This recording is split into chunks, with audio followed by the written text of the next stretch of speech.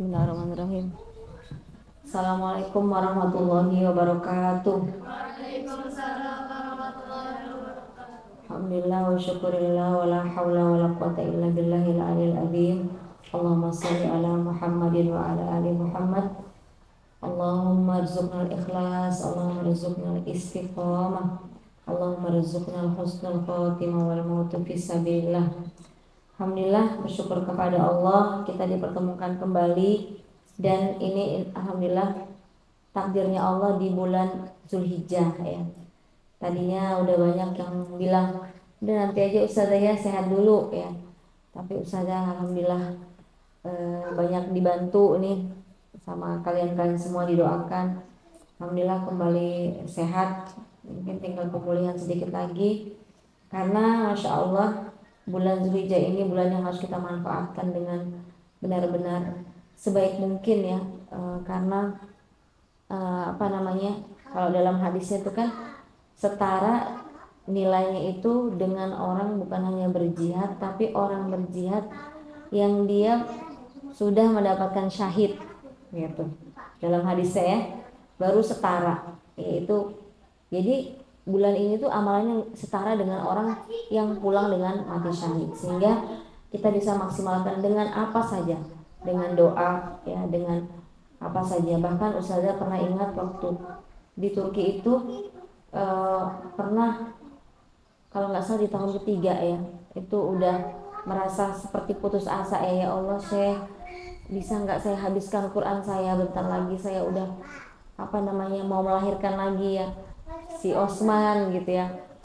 Terus kata Syekhnya, ingat Mahmuda, ini bulan Zulhijjah, orang-orang sedang Arafah ya, di sana perbanyaklah doa yang kasih Amina. Itu sama orang, maaf ya, perbanyaklah doa kata beliau. Insya Allah kamu juga harus punya cita-cita, mudah-mudahan ya Arafah tahun depan kamu sudah selesai gitu ya.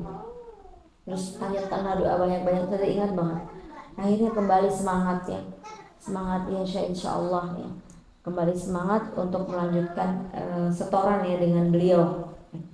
Nah, hari ini materinya adalah tentang yang ketiga ya, tentang pentingnya kita bercita-cita ya. Bahkan kita nggak punya cita-cita itu, hidup itu terasa hampa. Kalian semua kenapa hari ini mau capek-capeknya jauh dari orang tua? Habis itu kalau di asrama pesona kan ada yang namanya piket, berkhidmat ke rumah guru, capek ya. Nah, ngapain ya, lelah-lelah ya, pasti kenapa? Karena punya harapan, punya cita-cita ya kan. Kalau orang nggak punya cita-cita itu kelihatan gitu, mau gimana nggak tahu ya, terserah gitu ya. Jadi dengar aja udah lemes gitu kan.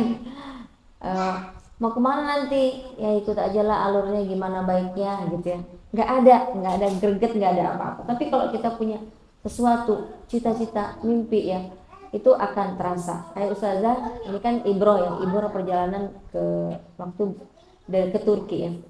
Itu kan yang sebenarnya Ustazah sudah ceritain, begitu berat, begitu keputusannya ya di awal. Tapi Ustazah tiba-tiba mendapatkan ayat tentang hijrah ya. Maka Ustazah bilang, cita-cita saya berhijrah. Kalau berhijrah ke sana berarti apa saja yang bisa saya lakukan, saya lakukan ya.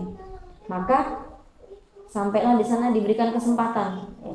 Jadi karena kita sudah mikirnya berhijrah, kalau berhijrah itu kan kita ngebayangnya berarti akan ada kesusahan. Beda tuh, mau kemana, ke Istanbul mau ngapain, piknik gitu ya, leye-leye.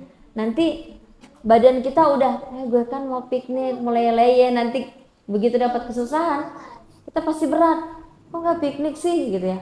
Ustazah aja itu baru ngelihat, ya Allah, banyaknya sudah orang yang sudah baru aja 2 tahun di Turki sudah punya foto-foto di sini, saya lo belum gitu kan. Itu jelang pulang sama Ustaz, Mas aku belum kesini.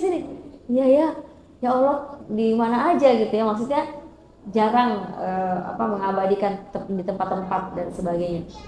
Jadi artinya ya itu sih penting ya. Artinya ketika kesana itu kita ada cita-cita mau ngapain. Memang diantaranya adalah berhijrah, dan kalau bisa di mana saja bisa menemukan peluang kebaikan. Makanya yang Ustazah sudah pernah ceritain, akhirnya membukalah rumah itu untuk ngobrol ya, untuk bertemu. Wah, juara satu. Wah, keren. Nanti diperbaiki sama Mbak. Oh iya. Jadi apa namanya?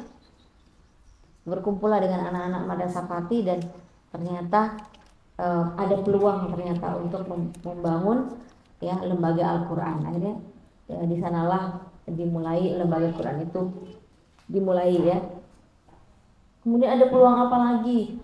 Cari peluang apa? Ternyata di sana ada Majelis Taklim An-Nisa ya.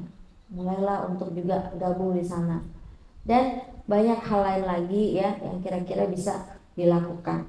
Yaitu karena kita punya kemanapun berada harus punya cita-cita dan mimpi. Dan bahkan kalau kita lihat dalam surah Yusuf ini kan surah yang turun ketika Rasul itu kalau nggak salah mengalami ujian berat ya, kehilangan Khadijah ya.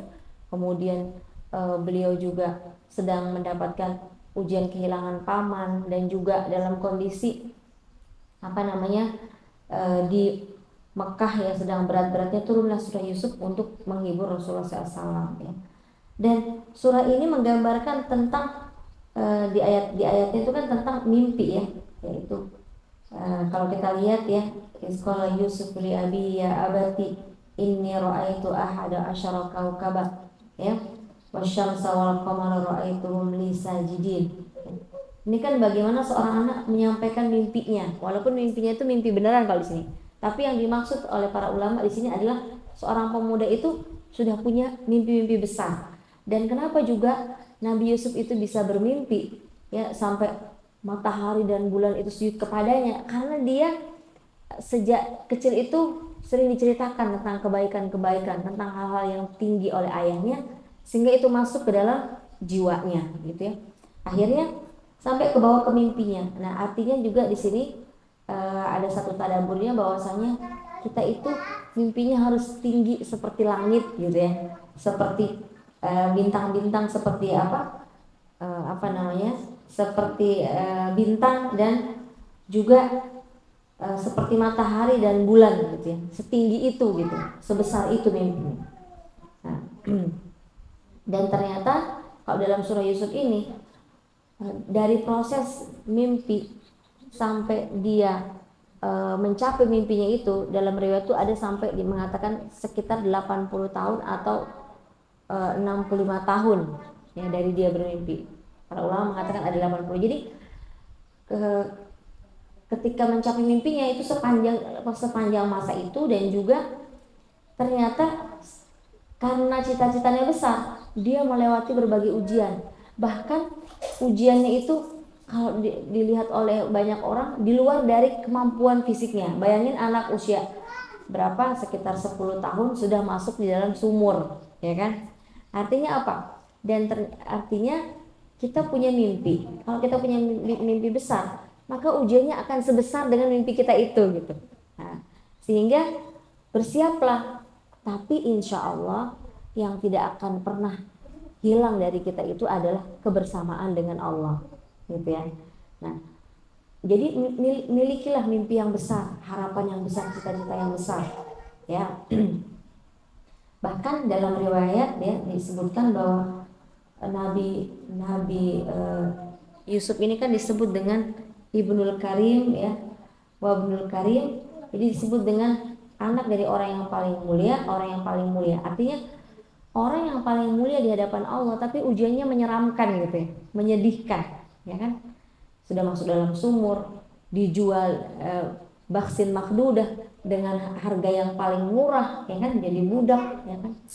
Tinggal di istana raja, habis itu dari situ masuk penjara lagi, gitu kan? Masuk penjara juga lama ya, baru kemudian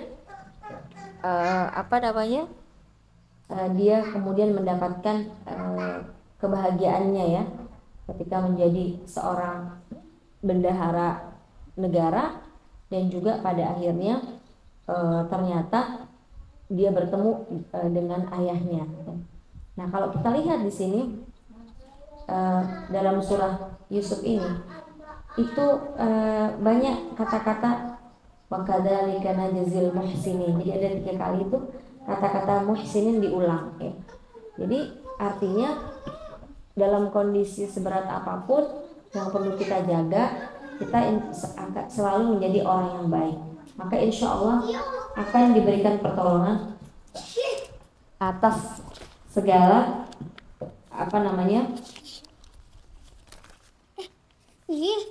punya Lubna kan.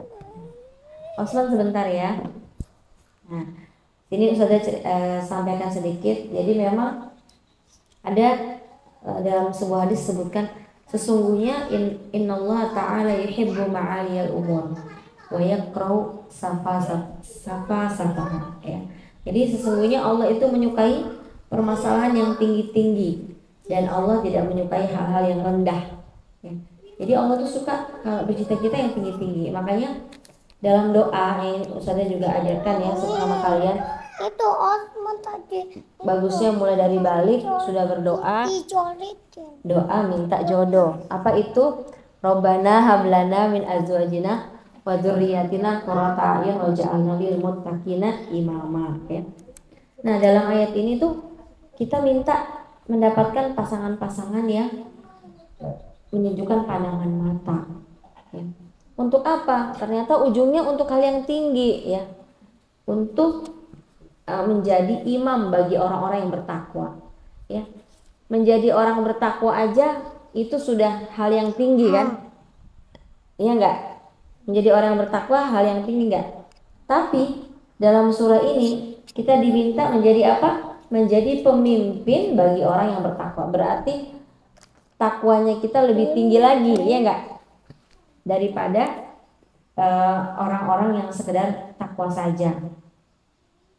Nah, kemudian juga dalam hadis lain disebutkan bahwasanya jika engkau memohon surga kepada Allah, maka mohonlah Firdaus.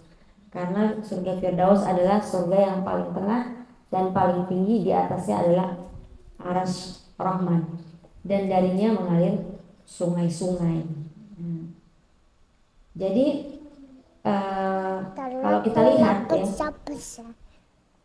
ada juga sebuah kisah ya.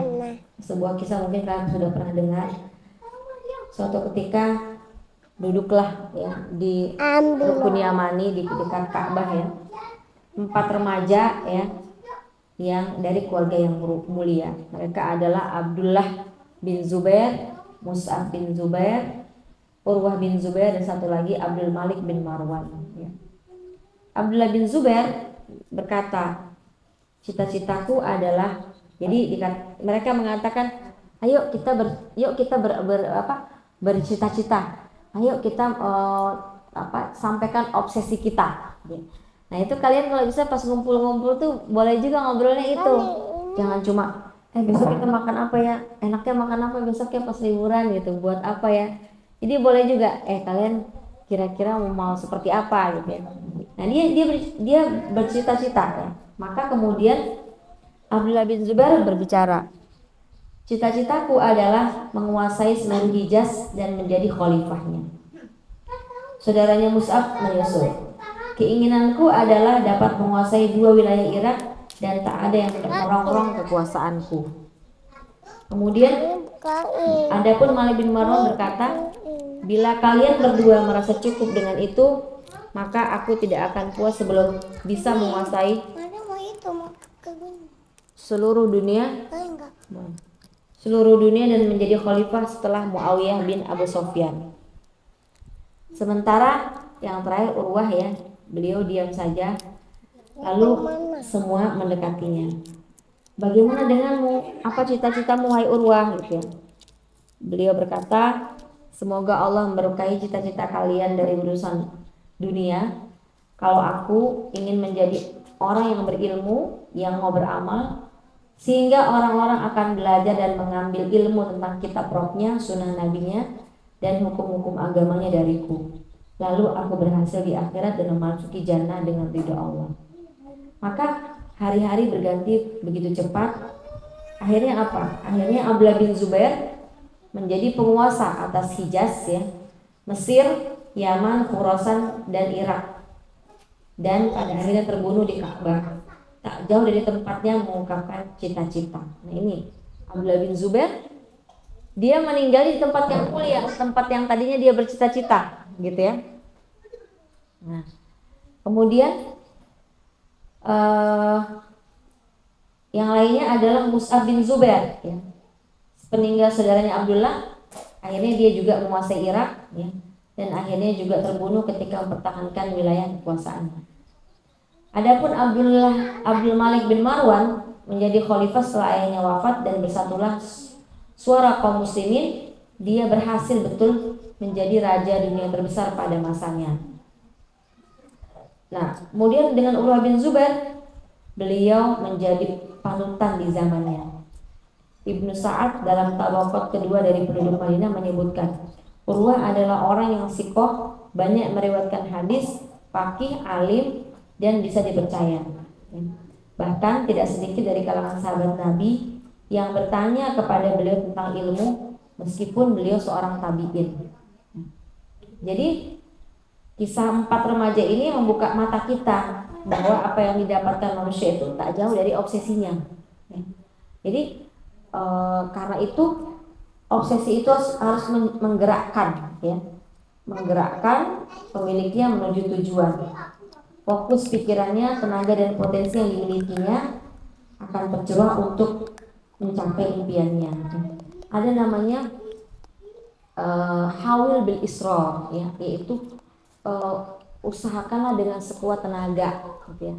Jadi dalam riwayat itu, jadi orang kalau mau sudah fokus tujuannya, misalnya kayak kalian, saya dalam waktu berapa bulan, berapa tahun lagi ini harus selesai sekian, maka kalian harus mencoba. Bahkan para ulama mengatakan, cobalah, ya. Jadi seperti Albert Einstein dan sebagainya, ya, cobalah kalian terus sampai mendapatkan waktu yang singkat dan hasil yang maksimal. Tapi rata-rata, ya, para ahli itu mencoba itu sampai 250 kali, ada 235 kali. Udah nggak ada permennya. Ada juga yang mengatakan 36 kali, ada juga 236, ya.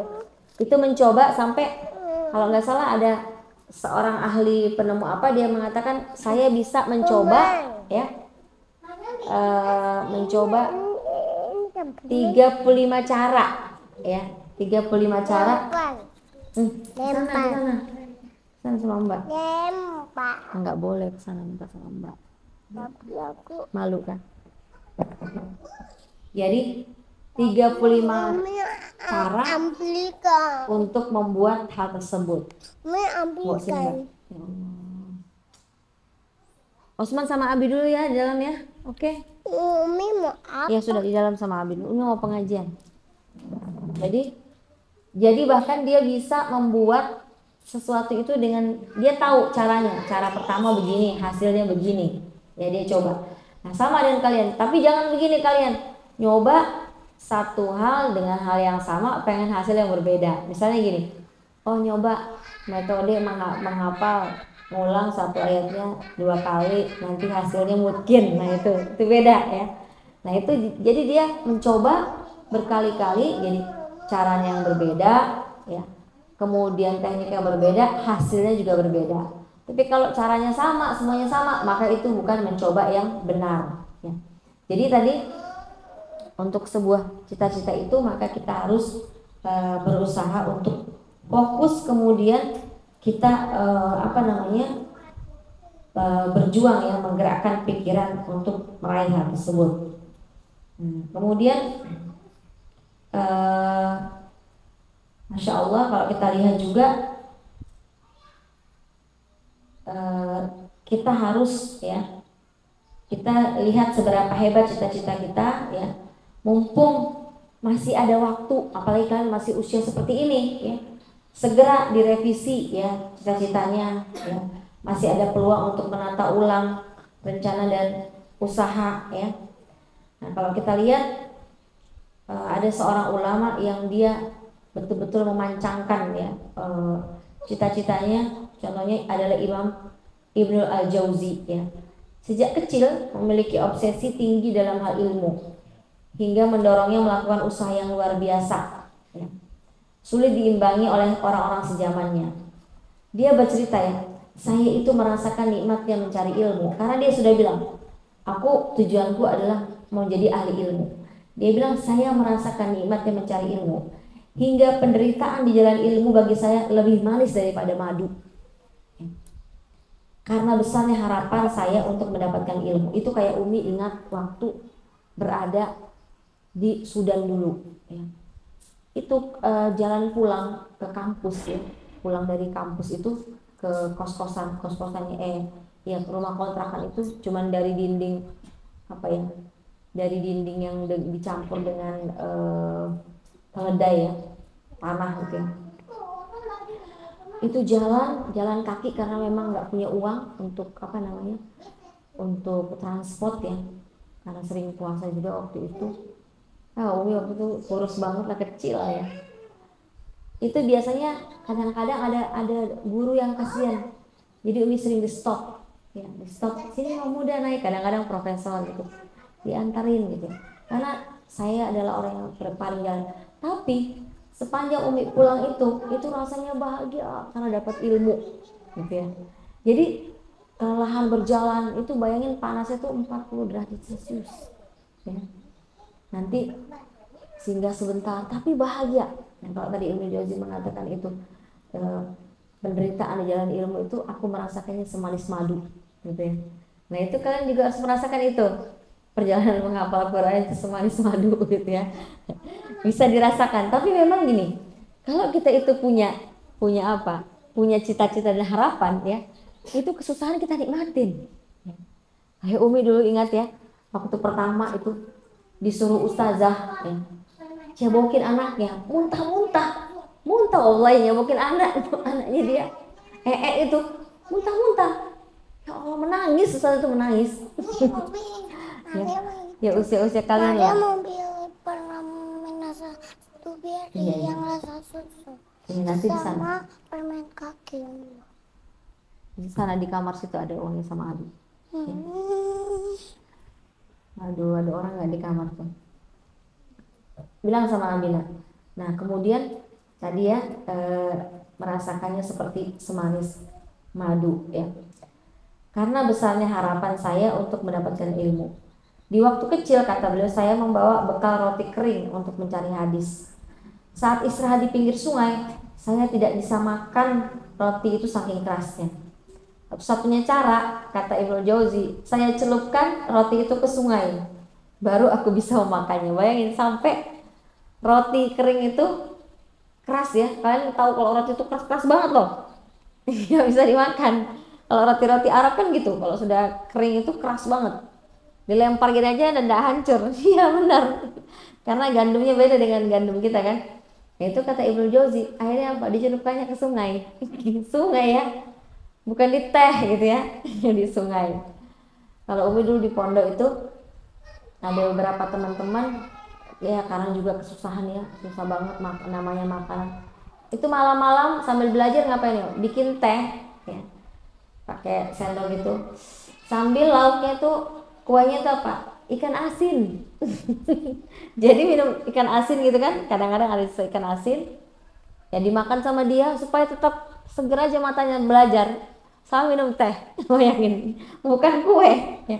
Kadang-kadang kita ngumpul, apa itu Kak, enak betul, sini sudah enak betul emang sini, ternyata ikan asin. Saat diminum pakai teh ya, tapi sambil belajar ya, itulah ya. Jadi memang istilahnya kalau kita sudah punya obsesi dan cita-cita ya, apa aja tuh jadi nikmat. Gitu ya. Nah, maka kemudian dia katakan seperti Ibnu Jauzi mengatakan seperti itu ya, baru aku bisa memakannya. Sekali menelan, saya ikuti dengan minum air sungai. Kesusahan itu tidak terasa, karena yang ada di benakku hanyalah kelezatan saat mendapatkan ilmu. Ya. Jadi kesusahan itu tadi nggak aku rasakan lagi sudah. Karena apa? Kelezatan mencari ilmu. Sama Umi waktu kecil, waktu usia di pondok itu paling suka dengan bahasa Arab. Tapi memang kalau matematika enggak. Jadi kalau sudah ada PR matematika, ada teman itu ya, kamu kok nggak bisa sih Mahmuda ini? Nggak bisa Kak. Terus coba Kakak bahasa Arab gitu ya, dia karena dia juga susah bahasa Arab. Kakak kok nggak bisa sih ini gitu. Sama sudah gitu. Jadi kalau Umi itu saking penasarannya biasanya, ini kenapa ya? Hi-nya ini aitnya kemana misalnya? Aitnya ini domirnya kemana ini ya syahadu ini? Ke ini atau itu dicari semalaman. Mencari domirnya itu aitnya kemana? Atau misalnya kenapa ini kasrohnya ini apa ini dalam dalam bahasa Arab, apakah mudhof ilaihnya kemana ya. Jadi tuh kadang sampai jam 12 jam 1 tuh nggak capek nyari itu, penasaran, buku dikumpulin, pokoknya nikmat. Nanti kadang-kadang ih haus ya, baru cari air minum, itu nggak kerasa. Kenapa? Karena kita ada yang satu yang kita cari, makanya memang dibuat senang dulu ya, itu kan. Dan kita punya cita-cita dan punya mimpi ya. Nah kemudian, jadi saya ulang ya tadi tentang Ibnu Jauzi ya. Jadi saya merasakan nikmatnya mencari ilmu, hingga penderitaan di jalan ilmu bagi saya lebih manis daripada madu, karena besarnya harapan saya untuk mendapatkan ilmu. Di waktu kecil saya membawa bekal roti kering untuk mencari hadis. Saat istirahat di pinggir sungai, saya tidak bisa makan roti itu saking kerasnya. Satu-satunya cara, saya celupkan roti itu ke sungai, baru aku bisa memakannya. Sekali menelan, saya ikuti dengan meminum air sungai. Kesusahan itu tidak terasa, karena yang ada di benakku hanyalah kelezatan saat mendapatkan ilmu. Adapun hasilnya apa? Hasil kesusahan beliau mencari ilmu, hasil dari cita-cita beliau. Ini hasil yang paling penting ya. Dengan jariku ini kata beliau, aku pernah menulis 2000 jilid buku, bayangin. Jadi dengan kesusahan yang panjang mencari ilmu, hasilnya dia bisa menulis dengan tangannya itu 2000 jilid buku. 100.000 orang bertaubat di tanganku. 100.000. Dan ada 20.000 orang yang masuk Islam sebab dakwahku. Tuh bayangin. Dari apa? Dari cita-citanya aja tuh ya. Sekarang kalian mikir-mikir ya, kira-kira mau jadi seperti apa gitu kan, karena kalian masih muda-muda semua gitu ya. Itulah kita harus berpikir lebih cermat ya, lebih cerdik, dikarenakan kita nggak pernah tahu ya, kapan Allah itu mengambil nyawa kita. Kalau istilahnya kita merencanakan ya, kita merencanakan aja untuk bisa menyesuaikan diri dengan rencananya Allah ya. Jadi kita rencanakan dari sekarang ya. Jadi Masya Allah ya, semua yang terjadi di dunia ini, hidup, mati, rezeki, jodoh ya, itu berjalan semua ketetapan Allah ya, dan sudah termaktub ya. Tapi yang menarik adalah bahwasanya takdir Allah itu adalah suatu misteri ya.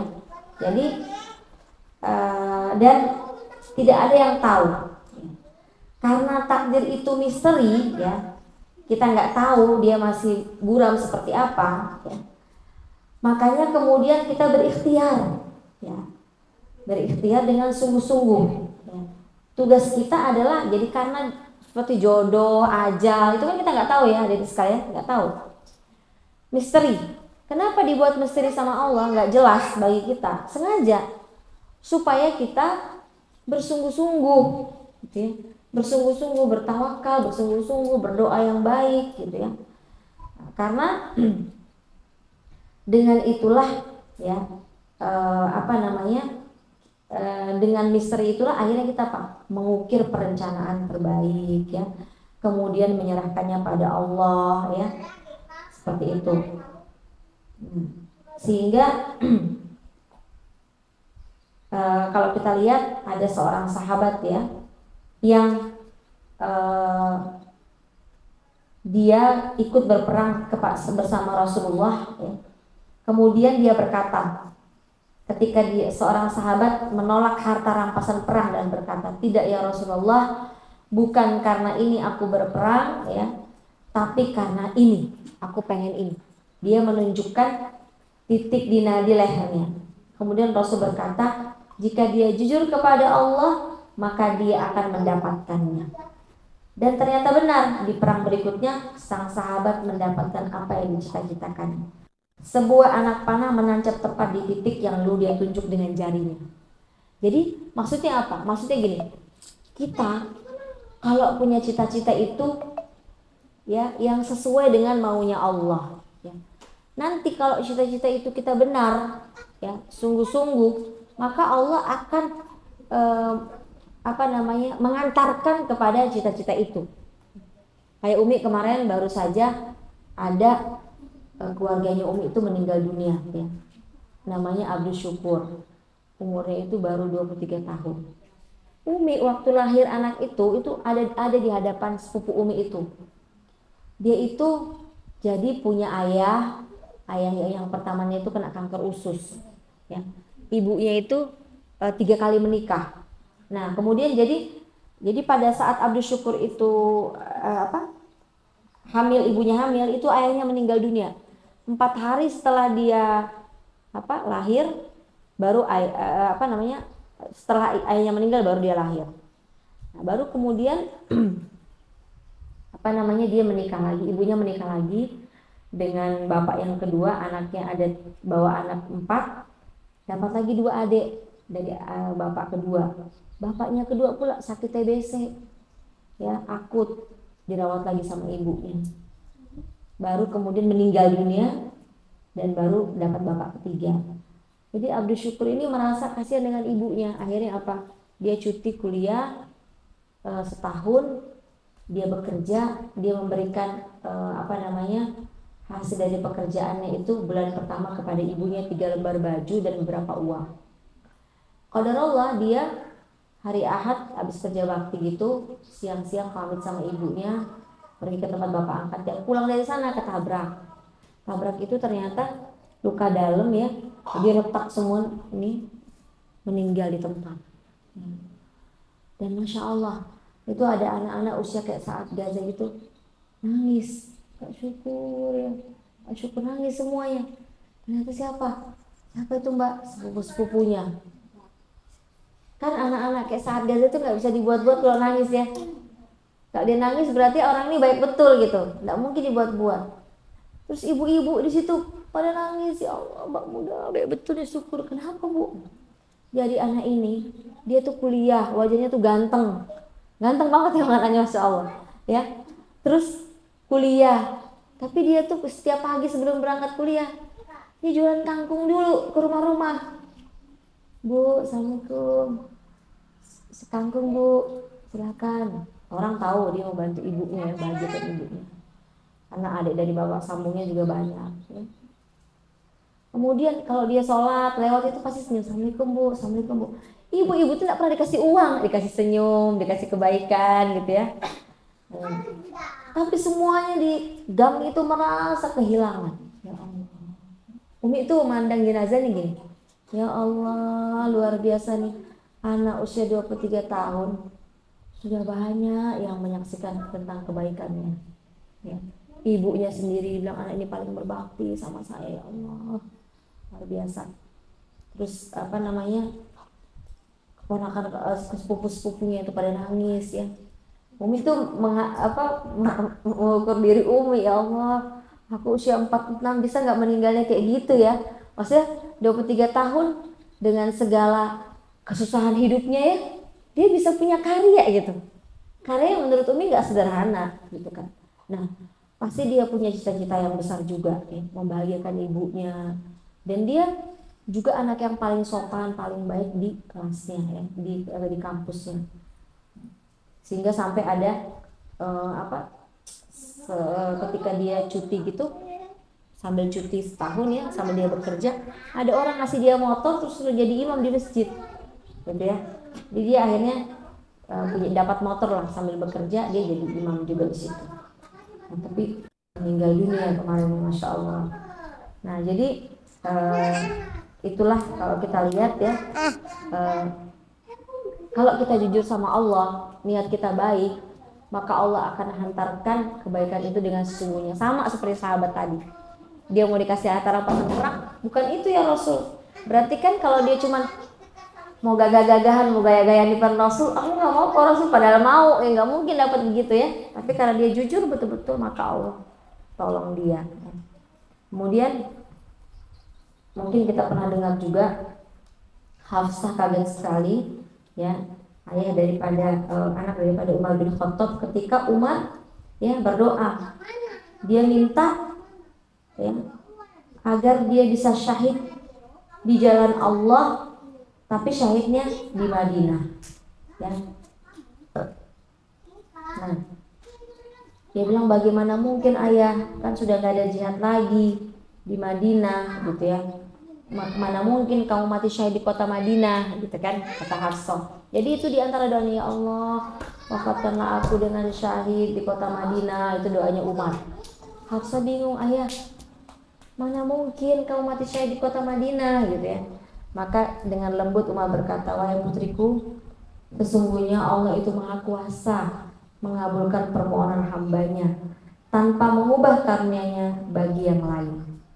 Dan ternyata benar ya, doa Umar diijabah, dia syahid di mihrab Rasulullah dengan tikaman Abu Lu'lu ya, pendendam besar dari Persia. Apa? Lukna mau pergi. Oh iya. Apa ya?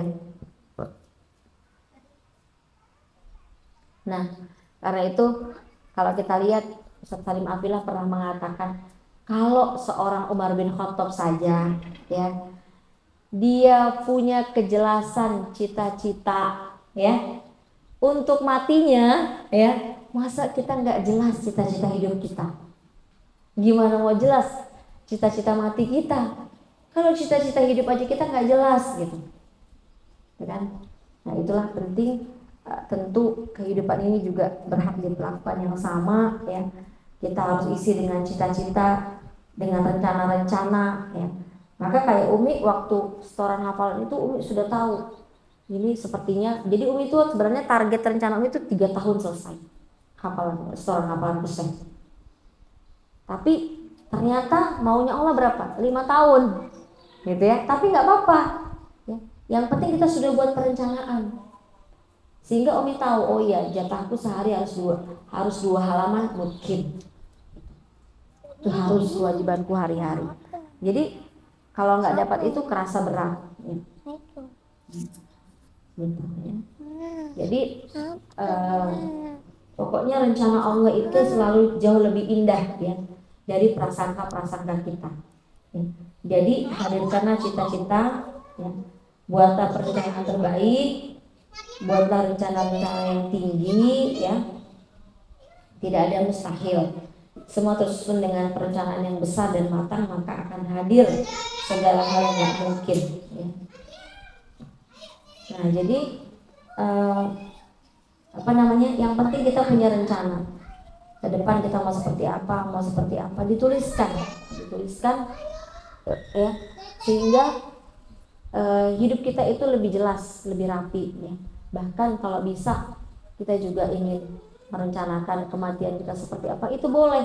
Misalnya kayak teman Umi itu ada dulu Ustazah Ani ya, beliau bilang, ya Allah, dia kena kanker ya waktu itu. Dia bilang, ya Allah, aku pengen wafat di hari Jumat. Jadi setiap kali ada kita datang ke sana pasti dia doakan ya Mbak, saya pengen meninggal di hari Jumat gitu. Dia udah jelas ngomongnya. Ternyata benar, dia kena COVID, meninggalnya di hari Jumat. Jadi kita nggak apa-apa meminta kepada Allah, meninggal sedang baca Quran atau sedang beramal soleh, nggak apa-apa, definitif ya. Kalau dia doa-doa Rasul diantaranya kan, ya Allah, Allahumma ja'al khairu ayyami yawma alqaka fi. Ya Allah, jadikanlah hari terbaikku adalah hari aku berjumpa denganmu. Ya. Mungkin itu adik-adik sekalian, sehingga tadi yang pertama mungkin tanpa cita-cita hidup kita terasa hampa. Karena itu tadi Umi angkat surah Yusuf ya, surah tentang pemuda, surah yang merupakan penghibur Rasulullah ya. Ternyata kisah Nabi Yusuf itu menjadi hiburan yang membuat Rasul semakin semangat ya. Dan digambarkan bagaimana kalau kita punya mimpi besar, yaitu ujiannya juga sama besarnya dengan mimpi kita ya, cita-cita kita. Mudah-mudahan kita semua menjadi orang-orang yang memiliki cita-cita ya, di dunia ini dengan cita-cita yang mulia ya, dan juga kita juga bisa merencanakan kematian kita dengan indah. Mungkin itu kita tutup dengan doa karena ini sudah kayak agak mual-mual lagi.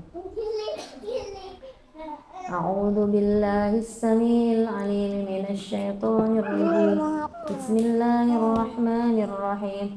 Alhamdulillahi rabbil alamin arrahmanir rahim. Maliki yaumiddin iyyaka na'budu wa iyyaka nasta'in. Ihdinas siratal mustaqim.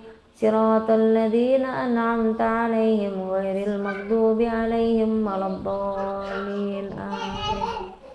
Allahumma salli ala Muhammad wa ala ali Muhammad. Rabbana zalamna anfusana wa illam taghfir lana wa tarhamna lanakunanna minal khasirin. La ilaha illa anta subhanaka inni kuntu minaz zalimin. Allahumma ja'alna min ahlil Qur'an wa khassatuh. Allahumma ja'alna min ahlil Qur'an wa khassatuh.